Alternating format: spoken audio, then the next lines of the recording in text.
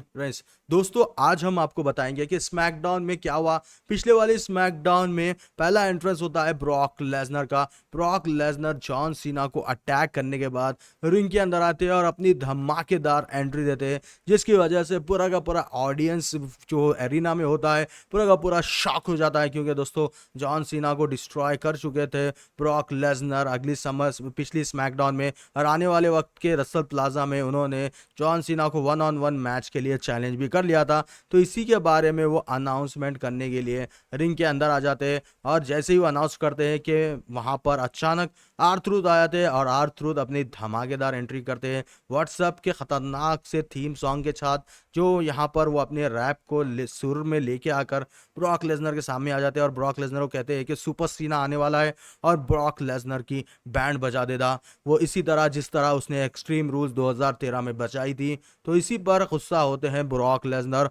और यहाँ पर आर-ट्रूथ को कहते हैं कि मैं तुझे पहचानता नहीं, तू यहाँ से जाना चाहिए, नहीं तो तेरे को भी डिस्ट्रॉय कर दूंगा। जिसकी वजह से आर-ट्रूथ भी यहाँ पर शॉक हो जाते हैं, लेकिन वैसे ही जैसे ही शॉक होते हैं उसके बाद ब्रॉक लेसनर को कुछ कहते हैं, जिसकी वजह से यहाँ पर ब्रॉक लेसनर को और एक बार गुस्सा आ जाता है, क्योंकि वो कहते हैं कि तुझे और तेरे सीना को दोनों को मिलाकर मार दूंगा इस रसल प्लाजा में। इसी बात पर आर-ट्रूथ जहाँ ब्रॉक लेसनर के सामने यू कैन सी मी का सिंबल बता देते हैं, जिसकी वजह से ब्रॉक लेसनर को बहुत ही खतरनाक तरीके से गुस्सा आ जाते हैं, और ब्रॉक लेसनर आर-ट्रूथ को उठाकर डेवस्टेटिंग F5 मार देते हैं, जिसकी वजह से ब्रॉक लेसनर का पैंट फट जाता है। दोस्तों आपने पिछले स्मैकडाउन की न्यूज़ तो सुनी होगी, इस स्मैकडाउन में एक क्लिप वायरल हुई थी जिसकी वजह से ब्रॉक लेसनर का पैंट फट चुका था, और ब्रॉक लेसनर जाते जाते अपनी एक अंडरवेयर ब्लू अंडरवेयर के बारे में कहते हुए हंस लेते चले जाते हैं। तो यही कुछ हुआ था पिछले स्मैकडाउन में। फिर उसके बाद हुआ था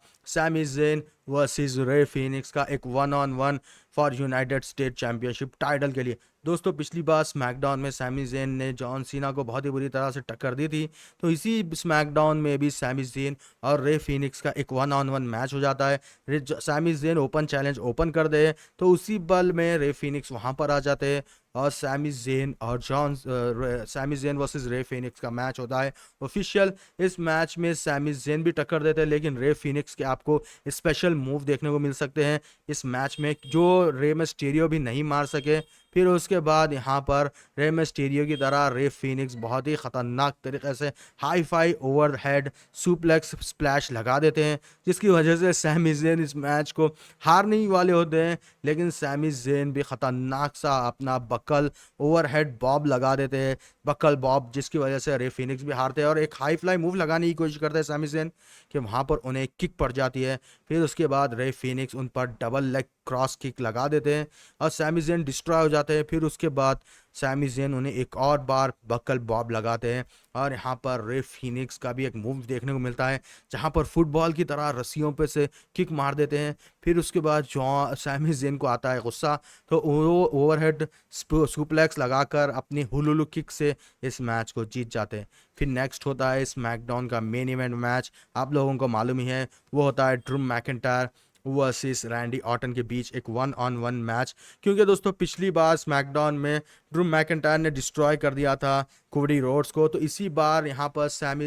रैंडी ऑर्टन और ड्रू मैकिंटायर के बीच एक खतरनाक सा मैच होता है स्मैकडाउन के मेन इवेंट में। यहाँ पर ड्रू मैकिंटायर बहुत ही खतरनाक तरीके से टक्कर देते हैं, और रैंडी ऑर्टन का मूव ही रैंडी ऑर्टन पर मारते हैं साइड सुप्लेक्स टेबल पर। उसके बाद यहाँ पर रैंडी ऑर्टन के लेग पर वार करने की कोशिश करते हैं ड्रू मैकिंटायर। इस मैच में ड्रू मैकिंटायर का आपको डोमिनेशन देखने को मिल सकता है। फिर उसके बाद यहाँ पर ड्रू मैकिंटायर अपनी जीत की ओर बढ़ने ही वाले होते हैं कि आता है गुस्सा रैंडी ऑर्टन को। रैंडी ऑर्टन यहाँ पर खतरनाक सा close line after close line लगा देते हैं और एक खतरनाक सा स्प्लैश लगा देते हैं, लेकिन इसके बावजूद भी ड्रू मैकिंटायर हार नहीं मानते, तो ड्रू मैकिंटायर को रिंग के बाहर ले जाकर टेबल तोड़ते हैं साइड सुप्लेक्स के साथ। लेकिन इसी पल में जैसे ही ड्रू मैकिंटायर रिंग के अंदर आते हैं, खतरनाक आर की ओर पड़ जाता है, और यहाँ पर ड्रू मैकिंटायर वहाँ पर अपनी चालाकी करते हैं और एक खतरनाक सी क्लेमोर किक लगा देते हैं रैंडी ऑर्टन को, और इस मैच को जीत जाते हैं। इस पर रेफरी पर गुस्सा आता है रैंडी ऑर्टन को, क्योंकि उसने हरा दिया था, लेकिन पीछे से एक और क्लेमोर किक पड़ जाती है